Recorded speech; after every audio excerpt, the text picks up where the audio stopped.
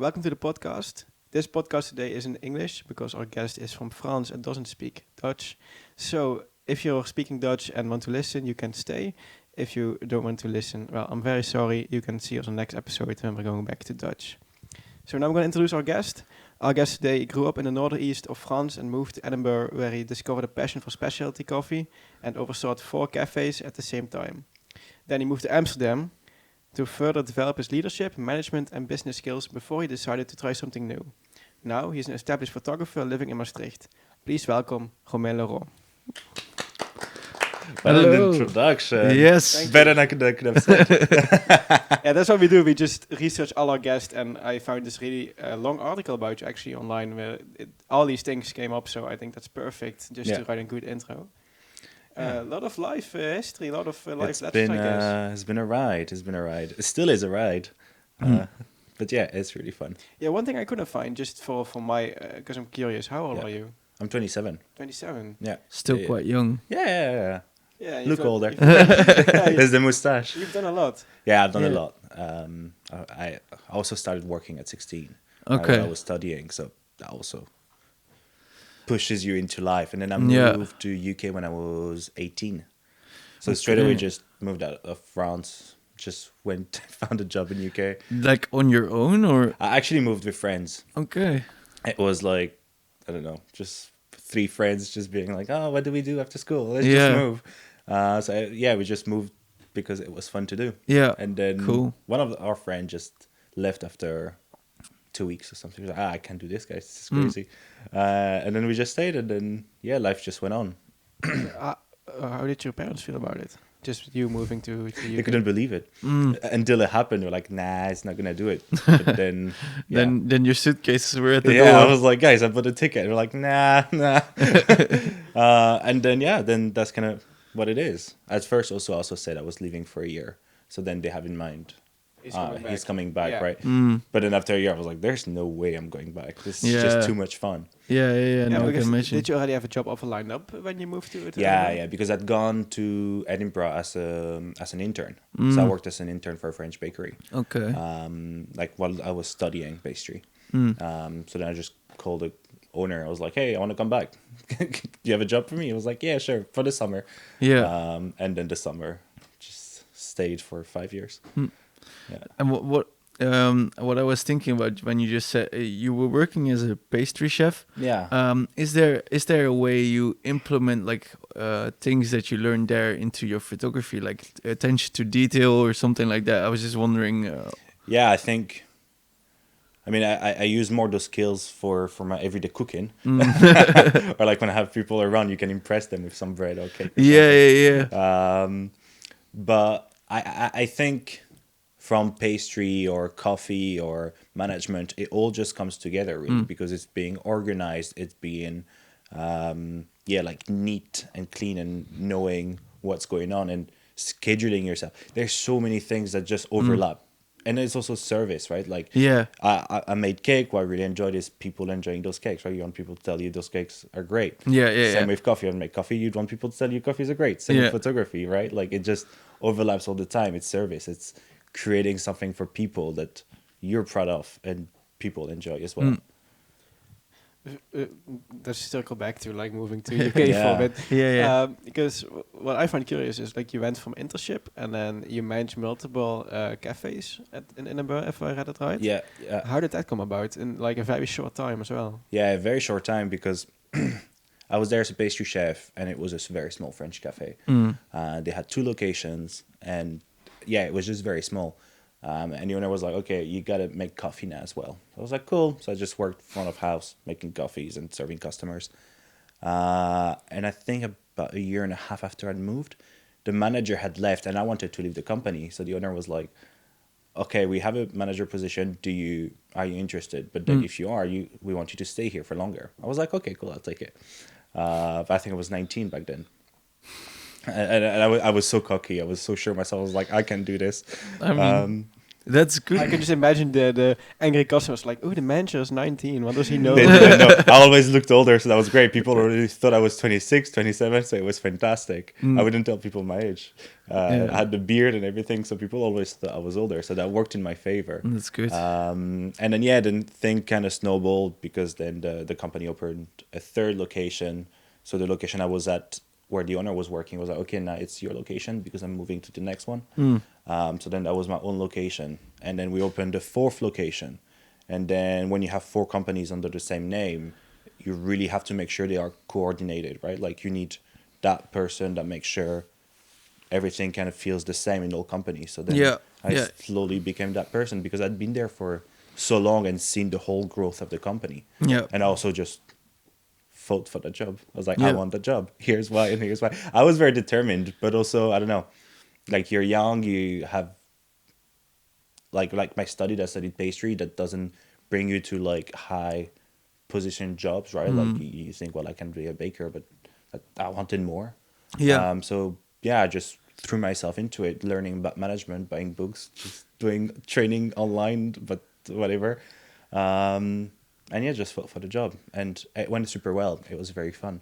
I think definitely very young for this, so it became very quickly overwhelming. Yeah, I mean that it's crazy to think like because if I see myself at that age, I definitely and I still do have struggles with it sometimes, like being confident in my own ability, like thinking like, okay, I'm able to do this, and I think it's very impressive that you just threw yourself onto that job and be like, oh yeah, I can do this, sure, let's go. I think the beauty in it is because like at 19 I started my my second study. I think you learn more being in the field and dealing with the everyday struggles that a business has and communicating with the owner and with other franchises, cafés in the neighborhood. You learn so much from doing stuff every day and just figuring it out yourself. I think you learn so much more in the week than you can learn at a school in a year. So in that sense, you just made the most of it. Yeah, exactly. And yeah, just like you say, you're in the field, right? So like you just see what works. I mean, I've always been fairly good with people, so at least I never had too much trouble issues with the staff or so on, and everybody was very respectful. But yeah, at some point you're like, oh shit, I'm 22, I'm running those 4 cafes. There's about 30 employees, and you're like, well, like you're the boss. This feel unrealistic a little bit and like very stressful. There would be a job like that a 40-year-old would have, and you're doing it at 22. Yeah, exactly, so, exactly. Which again, like so great because then I moved to Amsterdam and I had this resume that I could be like, hey, this is what I've done. So that was fantastic. What made you decide to just move to Amsterdam and try something new? Yeah, when everything was going great. I had never planned to stay there for so long. It was a year, and then it became 2, 3, 4, 5. Yeah. And I traveled for a whole month with friends, going to different places. And I was like, I really want to move again. And my partner, still my partner now, also wanted to leave Edinburgh, and we thought, let's just do it. Like, it's just, I don't know. It's really that easy. Just like, let's just do it, quit our jobs and just do it. Yeah. And that's what we did. But then COVID happened, so we waited for a bit until it was kind of lifted. And then we thought, okay, where do you want to go? Want to stay in Europe? Or can you speak English? Be in a fun city? Amsterdam came up. Yeah. I was like, okay, it will be an easy move there. Yeah, because the Netherlands is really like becoming an international country. A lot of internationals here. A lot of businesses speak only English. So it's a really nice place to develop and to live here from like foreigner perspective. Yeah, and I think again, there was a lot of ignorance, right? Like I'll just move there and just see what happens. Just make it work. Yeah, you're just gonna have to make it work. So you just kind of go and see what happens. But indeed, Amsterdam is such an international city that it felt also very safe. And you're again like in the mainland of Europe, right? Like in UK, you kind of just stuck on that little island. And Brexit happened as well, so you have this in prospect, thinking like, how is it gonna be? So yeah, going back to Europe felt like the right choice. Yeah. So and then you came here and like What made you do? What was the first thing you did as a job here in Amsterdam? In Amsterdam, yeah. I worked for a cafe as an assistant manager. Okay. Got fired from the job. Okay. Or they didn't renew my contract legally. Mm. But it didn't go too well, which was also a very big slap in the face, right? Because you're running for cafes, you have 30 employees, and then you're go, not even good enough to be an assistant manager, right? Mm. So, but I was glad when that ended, because I was very scared, right? You think, where am I going to find another job? So COVID is still going on. You don't know if there's going to be another lockdown. Yeah, 2 weeks after I had another job, so it was like, oh, I should have quit myself. I shouldn't have waited. Then I worked for a very small cafe that was opening as a head barista, because I'd learned a lot about coffee. But it was fairly slow in that cafe. So at some point I was like, okay, I need a new challenge. But I was also studying photography, so that was quite fine because I could study at work, which was... Where were you studying photography? It's a school called United Pop. Okay. It's like a art and media school, so they do clothing, makeup, podcast, music, photography, videography, that kind of thing. It's like a private school. Yeah. How did you like get into photography when working as like in a cafe and stuff? Yes, I had many friends in Edinburgh who had cameras. I had a friend who became a photographer, and I was like, wow, it's so cool. And I would post for him. He would work for clothing brands. Yeah. And he would be like, hey, Ryan, do you want to model for this? I was like, absolutely. And I just wear all those very cool clothes. And I always thought I would be nice to have a camera. But then like you like back then I didn't know you could actually buy something very cheap. But so I thought, oh my God, it's just going to be so much money. So I kind of just left it at that. And a customer at the cafe where I worked forgot their camera once. If they're listening to that, then I got it still. And they just left their camera and just never came back. There was no way to find who those customers were, right? Like it's a busy city. Yeah. Everybody's a tourist, so we just had that camera. That's almost like a sign or something. Exactly. Yeah. I kept the camera for 1 year in the lost and found box. Until the whole staff didn't know about it because the whole staff had changed. Crazy. So me and my assistant manager were like, there was like a game in it. It was like, I'll take the game, you take the camera. I was like, yeah. So then I got my first camera there. I can't fathom just losing or forgetting your camera and not looking at all. Yeah. Retracing your steps. I kept it for 1 year. Yeah, that's 1 year. That's like that's way over the appropriate amount. Yeah, I was patient. I would have already been like after a few weeks. I've been like, okay, this person is not. A few weeks, back. I would come home and like, where the fuck is my camera? And I would just go back and like call everyone because I would be like, especially with the price of the camera you have, you know. Yeah, especially 3,000 euros. That and also in like a city you can't. Like you always think no one is going to take it, but you never know for sure. Yeah. So you hope that when you lose something, the establishment where you went has it, or like someone of the staff took it or something. But you can never be sure. So I would just retrace my steps and think, where did I go and what were the last photos I took? And I would try to call places. I would just call everywhere I've been. Be like, hey, I've lost this. Exactly. No, but that's cool. I mean, it's almost like it's a sign from above saying like, oh, yeah, you're meant for this. I've got a camera. Yeah. And then I just started not understanding anything. Just I don't understand what those buttons are. Yeah. And then also COVID happened. So then I was like, okay, well, now I've got time.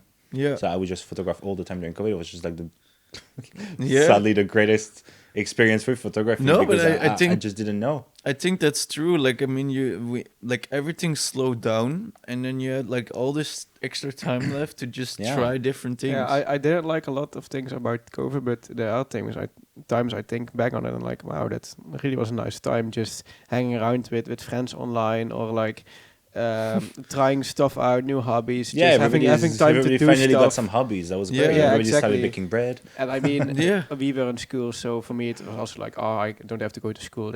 I don't mind. But when I look back on it, there are some times I think like, oh, it's really nice just living a bit, not stressing about things because you can't do shit. So no, exactly. It was the same for me. I was working so much, right? Like I had all the stuff, and I was constantly just messaging, just having something going on my days off and my time off, just constantly. It was like my life. My friends were from the company. Everything was so involved in the company that I just was never having a break. So it was proper break, and I was paid as well, so that was great. Nice. So you're like, okay, well, and then I've lived in Scotland, right? So like with photography, it was just beautiful. Yeah, that's one of the countries still on my list to visit sometime. Yeah, it was just gorgeous. Yeah, I saw the television series One Day the other day about the book, and it's like insanely beautiful. Yeah.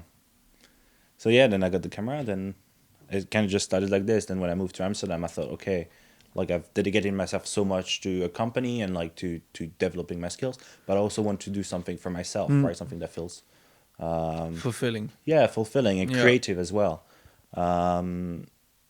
Because in pastry you can be creative, in coffee as well. But in management, there's also you can be creative if you're Excel sheets, but then that's not as fun. Yeah. Yeah, the thing I thought when I read a bit about you, I was like, okay, if he became a photographer, then he'll definitely go into like product photography and start photographing pastries and coffee and stuff. But is that something you did a lot, or is it No, not at all. Not at all. Okay. No, I don't think I was really into it. Okay. I do sometimes do products for people, but Yeah. it's really just not my thing. It's just you're just alone. I think I'm more of a people person somehow. I'm quite introverted, but when I'm with people, I also have a lot of fun. Yeah, I think a camera definitely, at least for me, it helps when I'm at a social gathering, like a party or something, and I'm there as a photographer. Then I have like my camera there as my way of starting a it's like a badge, conversation, right? almost. Yeah, it's like, hey, yeah, okay, and people are automatically more drawn to you if they like to be photographed. So it's like easier to get a conversation going. So I think definitely that helps. Yeah. Yeah. I read about you saying something like photography has changed the way you think about stuff. Yeah. And in what ways does it apply to your like maybe everyday life? Yeah, I think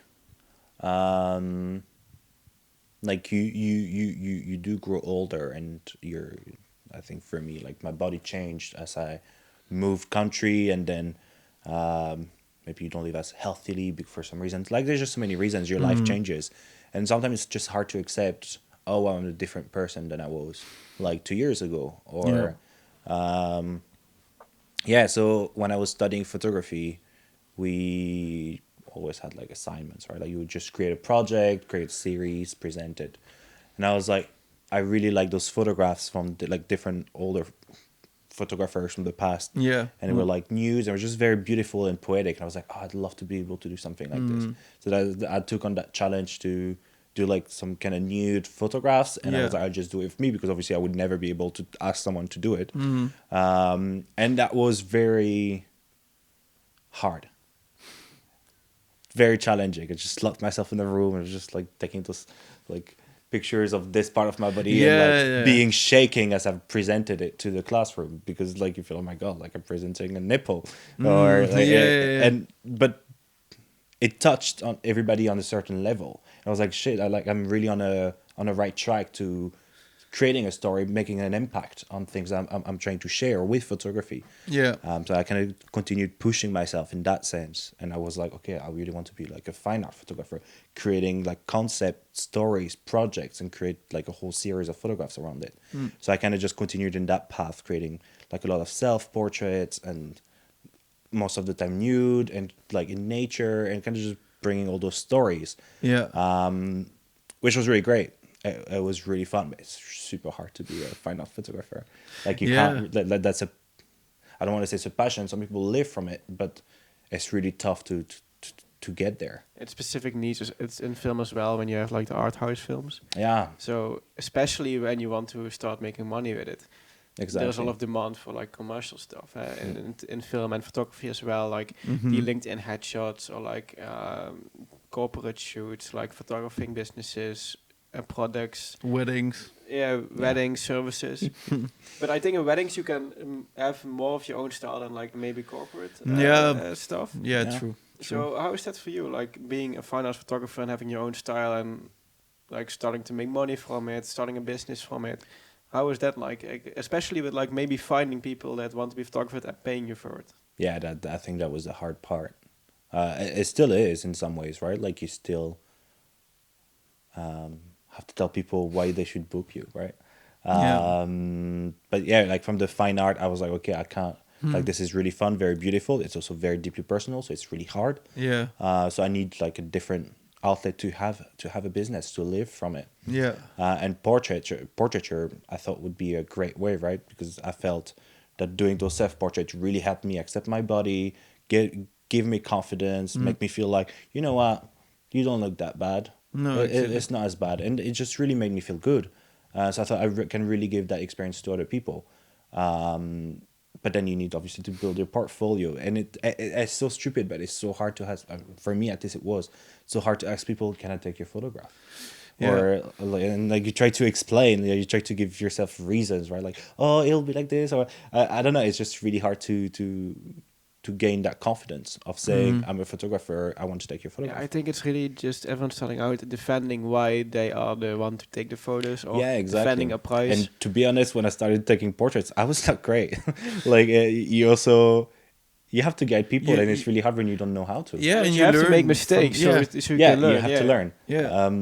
Like I remember having people and be like, "What should I do?" And be like, "Put your hand there." Oh, that look good. And then like I don't know, it's really hard to find that confidence telling people what to do. But so I went on to study that.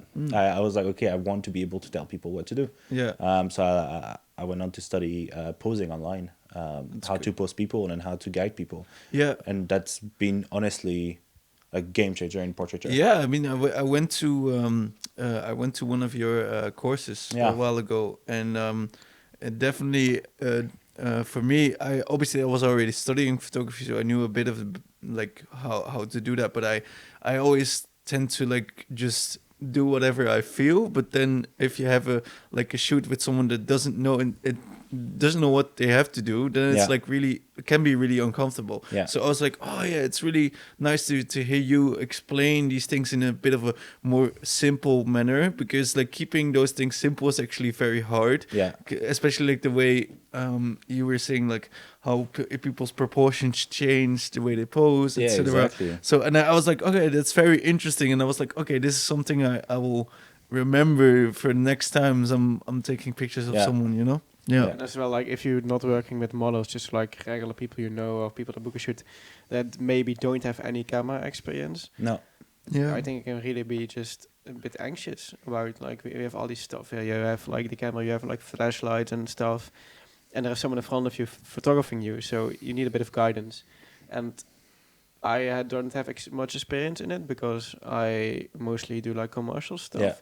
I've done some headshots, but like that's not really a big deal in terms of posing, just a little bit.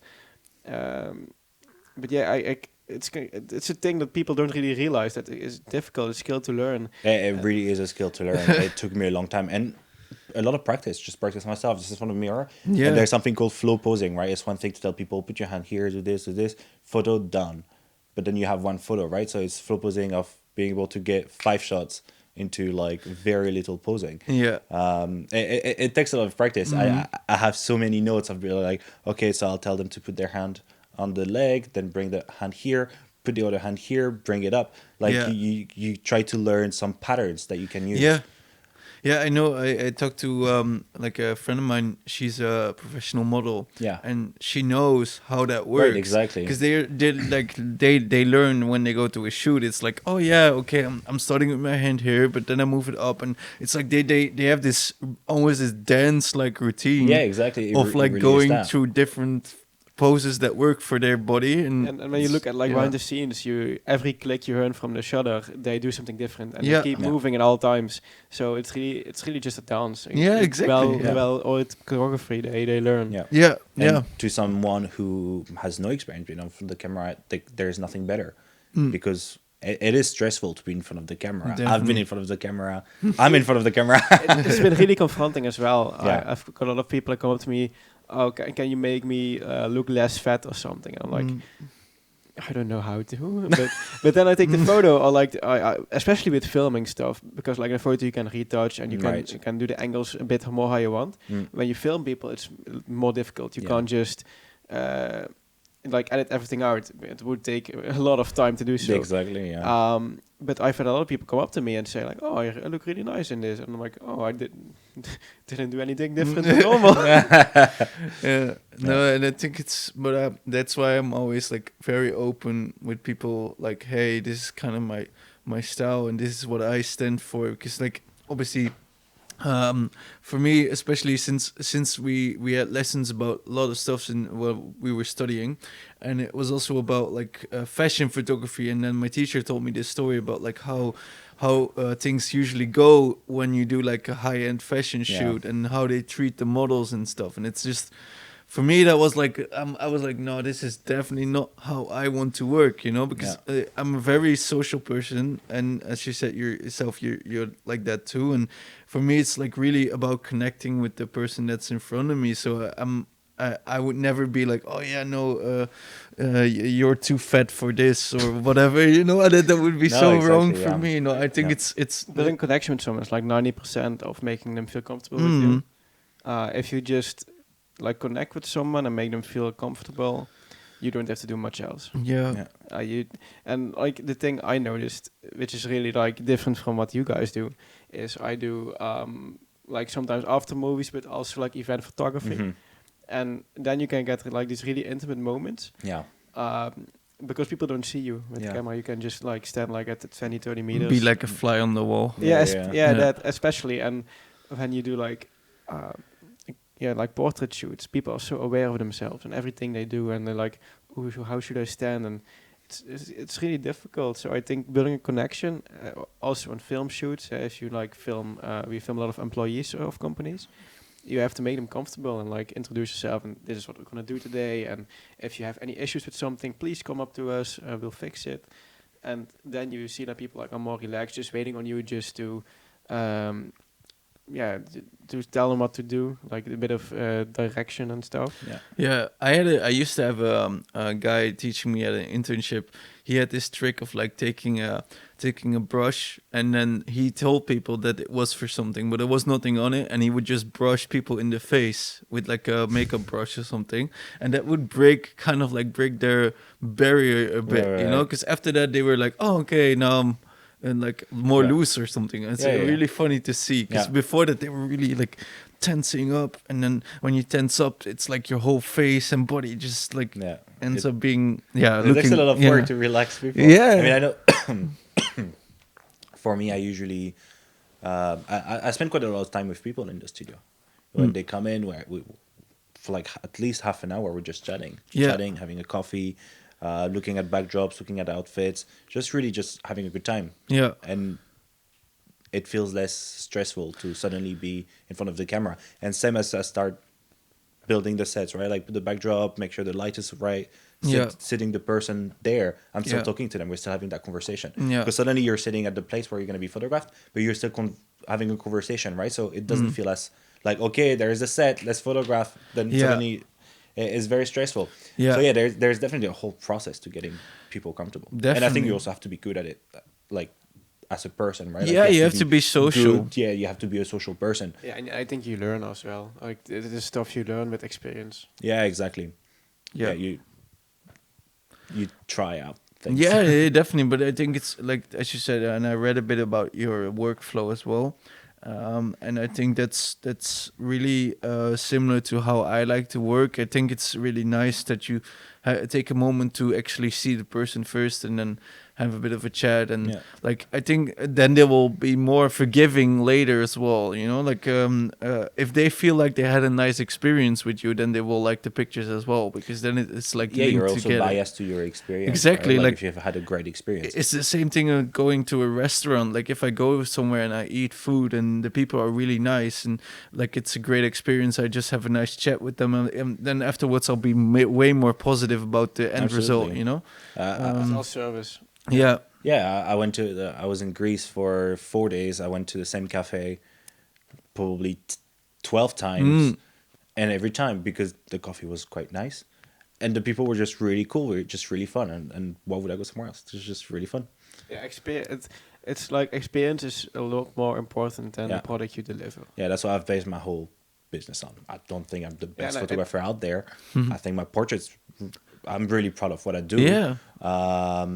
But I've really based everything on having a great experience. Yeah, and I think that maybe also comes from your background in like horrorcast and stuff. Yeah, exactly.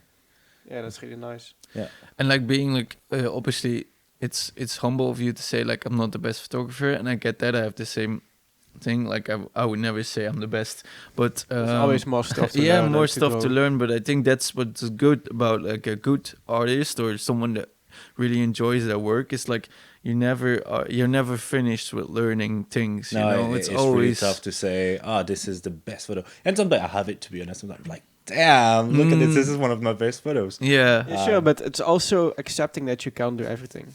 Yeah, also, like people right? come up to me like, "Do you do weddings?" No, I don't. Yeah. It scares me in weddings. It scares me internally. I've really. just done one and I'm like, I'm not doing it again. It was fun for a friend again, but it's really tough. Crazy. It's That really must be stressful. so stressful. Like It is so stressful. I got a phone call with a friend the other day, and he does them regularly, and he filmed it. One of his first weddings, actually. Afterwards, he called me and he was like, "So yeah, I made a mistake.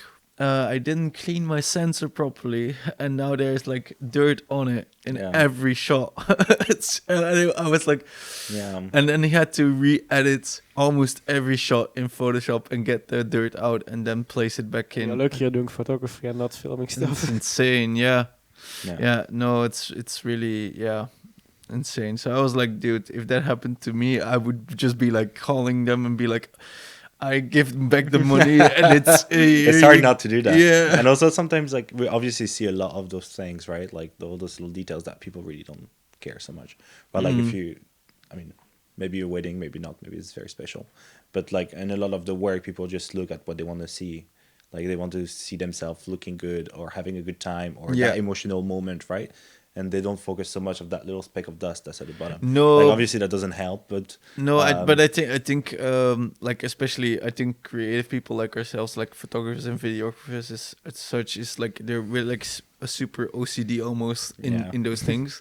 Like it's just like you're sitting behind your computer and you're like turning a slider left and right, just looking at the little changes. And you see like a little electrical socket out of focus in the background. Like, I need to remove it. Yeah, exactly. And then luckily now with Adobe you have like content aware fill and you can just place it over and it's like really much easier than it used to be. Like when I started my studies, like 5 years ago or something, then I just started editing and then I looked at videos, people explaining, and they were like, "Oh, you have to draw with the pen tool and then go really slowly, and then eventually you'll be able to remove this." And I was trying to do that behind my laptop screen, but it was just like with the touchpad and just going. I used to do that too. And I was just sitting there like impossible. Insane. And now it's like those small things, it's so much easier. You just take your mouse, you drag it over it, and it's like... Yeah, but even in Lightroom, I had a shoot like a few weeks ago, and I went to Lightroom, and they just auto-select the people in the shot. So like I had 4 people, and they're like person 1, person 2, person 3, person 4. And then I clicked on person 3 because I thought the hairs were like a bit too black on the background. And like I could select the hair, eyebrows, head, skin tones, neck, like hands, perfect clothing, like every single detail, like beard hair and like mouth, teeth, everything. So I was like, damn, that's amazing. That's fascinating. Yeah, I don't use too much AI to be honest. I probably should now. Are you talking about? It's insane what it can do. Like it makes the workflow so much faster as well, and then you can focus on like the things that you already do, like the whole experience. I think that's the thing where AI will never be able to replace a human. Like we can obviously. Any idiot, or no, not any idiot, but most people can edit a picture for a bit, you know. Like obviously they can't do like the crazy stuff. Like professionals, they obviously spend way more time learning new things, so they have way more knowledge about the whole thing. But I think the big part is also like making sure the person is comfortable, making the experience, like having a nice environment, you know. Like people, especially when you build up a bit of a clientele, I think for the most part they work with you because they want to work with you because you're that person. They've seen what you do. And I think AI just helps with the boring stuff, like removing stuff from photos, but also masking makes it a lot easier. So you just can focus on like doing the edits you need to do and just going through a gallery of like 2,000 photos. So I don't think AI is going to replace color grading or editing. Yeah. I think it can provide a basic, but in terms of making the workflow faster, it's really helpful. Same thing with this podcast. Like we film this now, and then later on we'll have a program. Mike will use that, and he can it can make cuts. So it's Yeah. already Automatically, yeah. So Yeah, it's yeah. it It saves me hours of saves time. way more. Yeah, of course. Yeah. Yeah, it's the future. So, yeah, one thing I really find curious is like you went from managing cafes and being a system manager to having your own photography business. Yeah. What were like the biggest business lessons you learned in like creative industry? Ooh. Yeah. Well, first I joined a community of entrepreneurs. That was a massive, that's a massive help, because suddenly you're not alone, right? And especially we had just moved to Maastricht, so you don't really know anyone.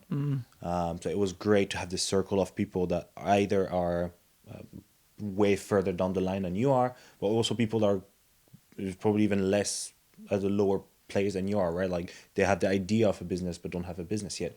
So joining that group of entrepreneurs, you're really like in this whole merge of people that are trying to make it as entrepreneurs. So that was one of the best moves.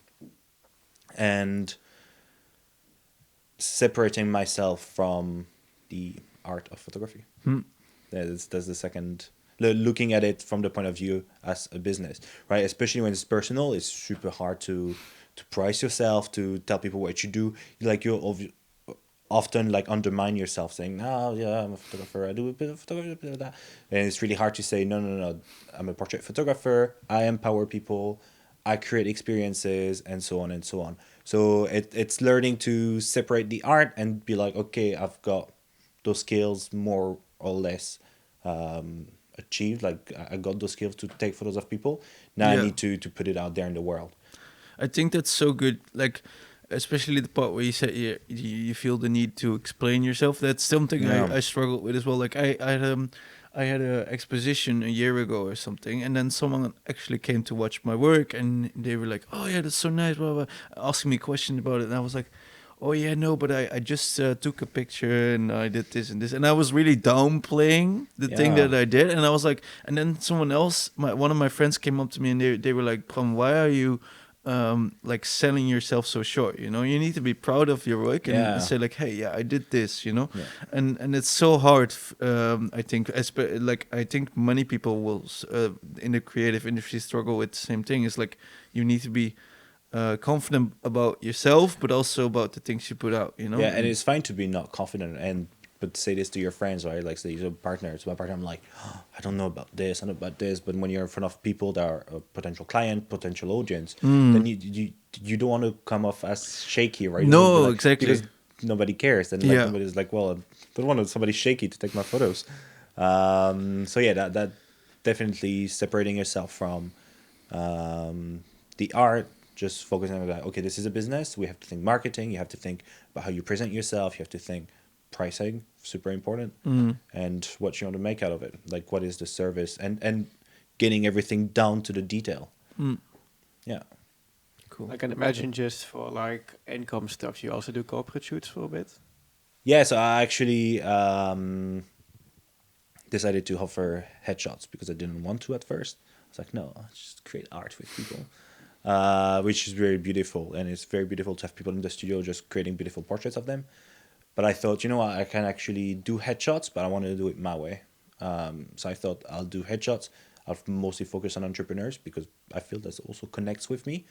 And do their portraits for their website, LinkedIn or Instagram and so on. But I wanted, again, like to do it my way. So I didn't want a white background, the great, let's say, lighting, right? When you're all lit, no shadows. I just wanted to have so much character and have people coming in with the outfit that they would wear to their work, right? Like not everybody works in an office, right? So like if you don't wear a suit, what would you wear a suit for your headshot? It just doesn't make sense. I really wanted to have people looking like their professional selves. Yeah. So that's what I started doing, and that's been going super well. I worked more on an individual level, like mostly on one-on-one. But I do have a couple clients when it's like for bigger companies, and then you have the whole staff, let's say, Yeah. which is also great financially. Yeah, I can imagine. I mean, you need to have a bit of those shoots to make it possible for you to do other passion projects, no? Yeah, Like, and I think if you're able to squeeze in, right? If I'm gonna go to a company and take a picture of their 20 stuff, it's Yeah. good to squeeze in what you want to do, right? Like if they want a white background, you can be like, yeah, you can have the white like everybody else, but I hand paint my backdrop that you'll look fantastic. That really Yeah. make you stand out because none of those companies have something like this. Yeah. Then that you're kind of pushing your style, the way you do photography into that company. Yeah. Yeah, and also just telling them why you're different and how your approach is different. That's something I Yeah. experience as well. Like sometimes companies come up to me and like, we want something that's not like the others. And like, okay, fine, that's amazing. And I can work with that and I get all those ideas. And sometimes like, yeah, but if you do this, you're just like everyone else. And then they're like, okay, how would you do it? And I explain like, okay, I would do this and this differently and we Yeah. can achieve this outcome. And usually it works really well. And I think businesses just need someone to tell them what other possibilities are out there because they just look at what Exactly. everyone else has and like, oh, that's a standard. We just also want the standard. Yeah, but it's good to tell people, no, you need to stand out because everybody is doing the same. Yeah. And indeed to say, well, this is what I do, this is how I would do it, right? Like I mostly work on natural light. I don't even have any flash, just the camera flash. And that's just what I do. So if someone was like, yeah, I want a photo shoot at 5 p.m., I'd be like, well, that's not going to work. Because there's no this is natural just not light what I do. anymore. Yeah. But also then and if it doesn't work either, right? Like then maybe that's not my client. It's fine for me because I'm gonna stress out so much giving a product that I'm not comfortable doing. And yeah, I think it's good in that sense to let go of people. That's also something you have to learn, just to tell no to clients. And And not it's really being tough, able to especially help. when you need money. Yeah, especially when you are like starting out, maybe need Yeah. some money, and then you have to tell them no, maybe missing out on something. But it's really important to preserve what you put out and stay true to your style. Yeah, as well. exactly. Or the next thing is just to not show it, right? Like I did some product photography with beers. I'm not gonna post this on my Instagram because this is not the customers I want to have. I'll do it and I have fun doing it. Yeah. But this is not what I want to do. So just keep it for yourself. Yeah, that's what we do a lot, just doing stuff and not posting everything. Yeah, I mean, I Yeah. photograph all the time. I'm photographing anything, everything. Yeah. But that's just my own work or for other people. Yeah, no, that's true. Like for me, it would be like if I take pictures for like a sports company, I think it's amazing. I can post it on my Instagram. It's like, Yeah. oh yeah, I want to do this. But then if I would take, same thing with beers and stuff, then I would be like, no, that's totally not who I am or what I'm about. But, Yeah, exactly. I think in that sense, photographers, where a lot of photographers do a lot of different work. I'm lucky enough to mostly just do portraiture, and this is just I'll put out there. I'm only doing portraiture. yeah, But when you think of a restaurant, they wouldn't show. Wait, we do this and this and this, right? We're like we're a pizzeria. We're doing pizzas, right? Yeah. Like that's what they would market out to the world. Yeah. So it's the same as a portrait photographer. You say I'm a portrait photographer. You show portraiture. Do you think in that sense that it's is it important for a photographer like yourself to focus on one thing, or are you more about like just doing everything? I think it is easier to focus on one thing. Okay. I think for a lot of photographers it's hard because a lot of photographers do love photographing and they want to do everything. Yeah. And I think it's fine if you do that. Just find out one thing that makes it you, right? Then maybe it's not your photography, but maybe it's you as a person. Then Yeah. market on that. I'm that photographer that does everything, and here's why and show why. I think I would just try to find that thing that just links everything together. Yeah. But having that one goal, right? Like portrait photography, this is what I do. I want to be known for the portrait photographer, not the guy with a camera. Yeah, exactly. Yeah, cool. And do you have someone in like for instance, when you started studying photography, is there someone that was like your inspiration or like a specific photographer you were like, So yeah, that many. person is So many. There's this photographer called Corey van der Ploeg. okay. I think his name. I think he's Canadian. I think on YouTube is Corey Photo. Learned so much from him, from his YouTube videos on editing and so on. So good. And his photography, I think, is very beautiful. Yeah. He used to work for Platon, the Okay. Greek photographer that photographed like a lot of presidents and like so on in Yeah, the States. yeah. It was his retoucher. Yeah. So then obviously the level is really high. Yeah. Sue Bryce, I don't know if you know, she's a Australian or New Zealand photographer. She's based in the States. She has an online platform, and that was a lot of interesting content to learn from. Who else do I like? Oh my God, there's so much. Irving Penn from the 1900s. Yeah, exactly. From Like the 1950s, 70s, 80s, where he photographed. Yeah. Was photographed for Vogue, just creating beautiful photographs. Yeah. It's Because I was huge fan. thinking, when I look at your photography, and I see like also similarities with things that I enjoy, like especially the black and white photography, the bit more the old school look, Exactly. like vintage, stuff. That's it's what does it for me as well. So I was just wondering who were, then definitely Irving Penn. Irving Penn is I think it has a massive influence in my work. Yeah. Anne Brigman, also a photographer from the 1800s, late 1800s, did a lot of nude photography, considered a feminist, which didn't really have a term back then, and a beautiful poetic work as well with nudity, which also inspired me a lot with art, like fine artwork. Yeah, I think, and that's something I kind of miss these days, with how society works. Because right now, everyone has a camera, everywhere there are phones. Like the thing is, like one of the photographers that I enjoy to look at is like at Templeton, and he had a exhibition in Maastricht as well, and he took like these really cool black and white film sports pictures of skaters, but like the whole culture, because he was like able to just live in that culture. He was a skater himself, so like then you're totally integrated with the whole scene, and I think that's so cool. And then all the pictures were like so intimate as well, like just moments where people weren't aware of like being around the camera. And I think that's what I miss these days, is like everyone like immediately knows when you come in with a camera. It's like, oh, okay, that guy is there with his camera, he's taking pictures, they might end up online, you know. And then they tend to like go into like this mode where like I need to be presentable. But I think it's just so nice to have more spontaneous moments, and that's what I miss a bit, you know, like I think I'm coming around to it. I experience a lot in like business stuff and corporate shoots. A lot of people, like, when you look at like 5 years ago, a lot of people like, oh, if I do this online on camera, this might affect my image, or might affect my sales, or might affect how people look at me. But now social media is more prominent, and people realize we need to be online, and people care more about the person behind the business than the business itself. So people want to see who's behind something. So like maybe the head of staff, or like director of or employees, and they're like, okay, now we can just be a bit more relaxed, be ourselves online. And I really notice it when doing shoots recently, when we just have like the head of like a car company just being really chill and putting on like some dumb outfit just to make the video better. So I think we're coming around to it, but on the other hand, when I do after movies and I say I film, people turn around like, no film. They come up to me like, do you do photography? And I'm like, yeah, not tonight. And then I say, I do film. Do you want to be on camera? No. So it's coming around, but sometimes you're on a shoot and it's not that easy. But people are being more aware that they need to be online and visible, especially in businesses. And more authentically, right? Not the ideal of yourself. Yeah, exactly. That's something I said to my boss as well.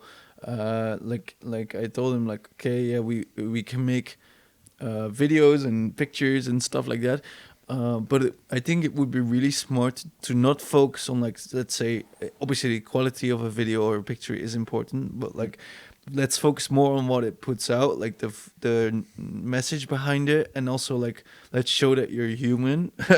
So like let's make something that shows that it's like a accessible company, and people are more drawn to that. Because sometimes when, like, especially when I'm on Instagram and people message me, they're like, oh, Bram, I think it's so cool that you're sharing this, and it's a really personal thing. But then I'm like, oh yeah, okay, but I share it because I want to connect with people. And I think that's the same thing you have with your fine art. It's like you want to make something happen with people, right? You want to make them feel stuff and make them think about things. And I think that's what's nice and what should be the drive behind it, and I think that's gonna pay off in the long run as well. Because when I look at your Instagram, for instance, like I look at the reels you're posting, and I think it's really smart because it shows the person you are, and then also your work process, and obviously the end results. But then I think the most important thing that will trigger people to come to get their pictures taken by you is like, oh yeah, I see that he's a very pleasant, outgoing person, and he puts that other person in the video at ease, and it's like, oh yeah, okay, now I want to work with this guy, because it's obviously they can get pictures anywhere, but if they feel like they resonate with you, it's much it's more. also like make them feel that they already know you for a bit. And Yeah. also, That's the whole of Yeah, it. and I think that's why social media these days that's the nice part about it, because obviously you have a free way of advertising yourself. You don't need to go to big companies to say like, hey, I need a thing on TV. You know, you can just make something yourself and then put it online, and it's there. Yeah. One final question before we slowly wrap up. Yep. Always the biggest question creative people get: does gear matter? I don't think so. I have a very limited studio that I've gotten bigger, let's say, over the last 2 years. I don't have that great of a camera, but it works great for me. I obviously would love to buy like so much gear, just don't have the money for it, which is fine. You just learn to work with what you have. Yeah. But using my studio, it's very homemade. It's very homemade, but also I don't know. I always think it works to my advantage, right? Like it's in my home. People feel comfortable because I open up to them, right? I welcome them in my home, so it's a different energy than just a white blank studio. Yeah. So that creates already an energy that's like very relaxed. I hand paint my backdrops, right? So it has a different feel. I don't have any flashlights, so it's just the natural light from the window, which is just again very relaxing for a customer, for a client. Yeah. And I just use whiteboards of the styrofoam, like the thing that makes snow, whatever it is. Yeah. One side painted black, one side painted white, just to reflect some light, and that's kind of it. Then slowly just got a stool, just another stool, just a bunch of chairs, and it's just very relaxed. You don't need much. You really don't need much. It's great to have more, because why not? A Hasselblad camera or something like that. Yeah, exactly. But crazy you can stuff. honestly do so much with very little. You can start with very little, and to people it will be already so much, Yeah. because to them is what matters, just getting in front of the camera. There's not many people who think, oh well, their studio is not like this, not like that, and it's really tough, right? Like I had the jury of the Mascot Award coming, and I thought, oh my god, they're gonna come to my home. Like, is that professional enough? But if you're able to make your business from that, like, what does it matter? Yeah, exactly. Yeah. It's all about the experience of the person. Yeah, just to add to it, I think gear does matter in some circumstances. I mean, especially more with film. I believe shooting on location, the stuff there matters more.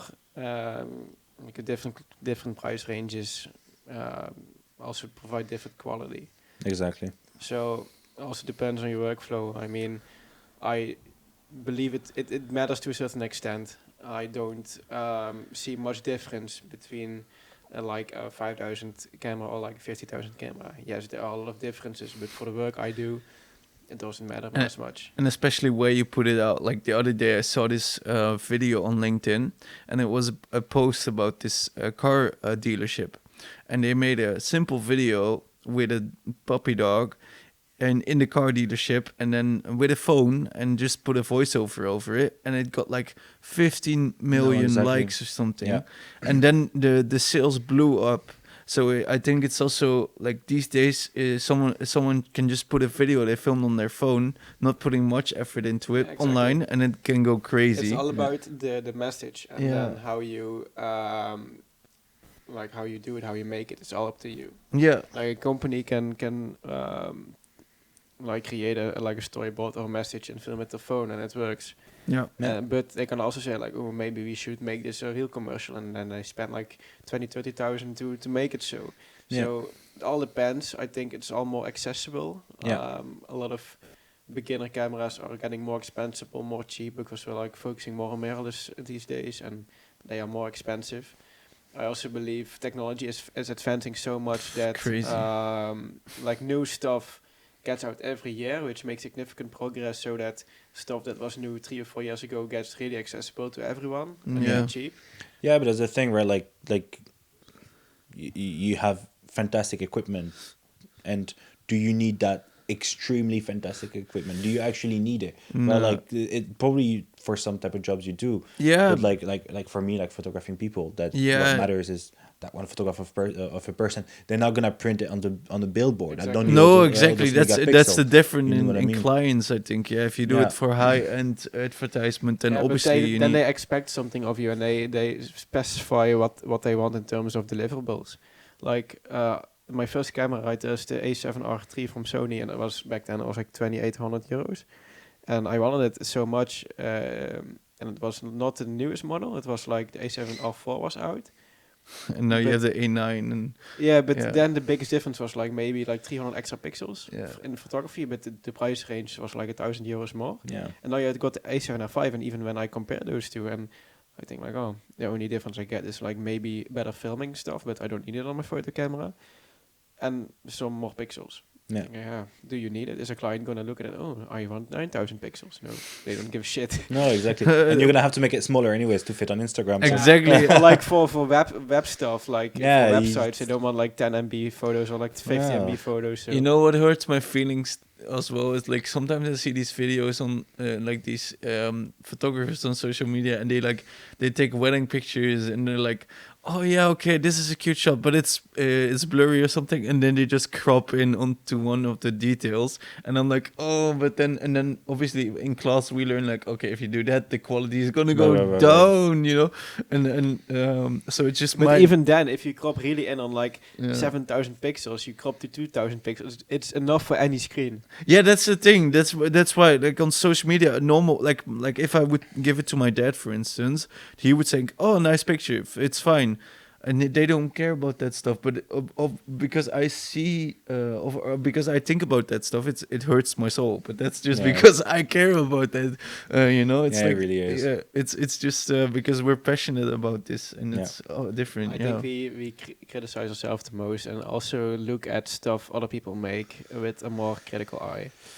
Yeah. Because we can see things how they're made, especially when I look at your photos, I can think, oh, this was made so and so with this and this camera and this lens, because I'm in the same Field. in the same Yeah. field. Yeah. But someone just posting to Instagram doesn't know shit about it. No, they will sometimes they throw a filter on it, and it's just like, Or other photographers or videographers, whatever, are probably gonna see those little details that bothered you. yeah. But they're not your client. They're No, that's the thing. Yeah. that's the thing. We need to Exactly. stop Yeah. wondering about what other photographers Yeah, you have to think right? about just like they're not your clients. a normal consumer. Yeah. Yeah. So wrapping up, it has been an Yeah, amazing yes. hour just talking with you. Yeah. Our sponsor is back today. Keukenschap Maastricht has the best cookies in town. So I'm gonna grab the bag once again, and I believe we have the season special. Although you're seeing this in March, it's right now the 1st of December. Yeah. So we're just starting the Christmas season, and especially for holiday season, I believe they made a speculaas cookie. So, and you have the first choice, so you can pick out whatever you want. I heard there's a pistachio one. We have pistachio. We got like triple chocolate. I believe ook a coffee one and a speculoos. So to you the honor of choosing which flavor you want. I believe Let's you want the do- pistachio. I want the pistachio. Bring it on. Or do we have pistachio? Or was this like... I believe this is pistachio, right? Yeah, Yeah. that's the pistachio one. There's Yeah. some pistachio crumbs. There you go. There you go. Thank you. Which one do you want, Bram? What is left? Nothing. Everything is gone. I didn't have the. I had the chocolate. I'll take this one. Nice. The new flavor. The new flavor. Then I'll take, I believe, the coffee one. All So right. we're going to do a taste test. Yes. You can rate it out of 10. A quick warning before, it's like they get you really full really quick. So Big cookies. It's a tough thing to do. Get me full.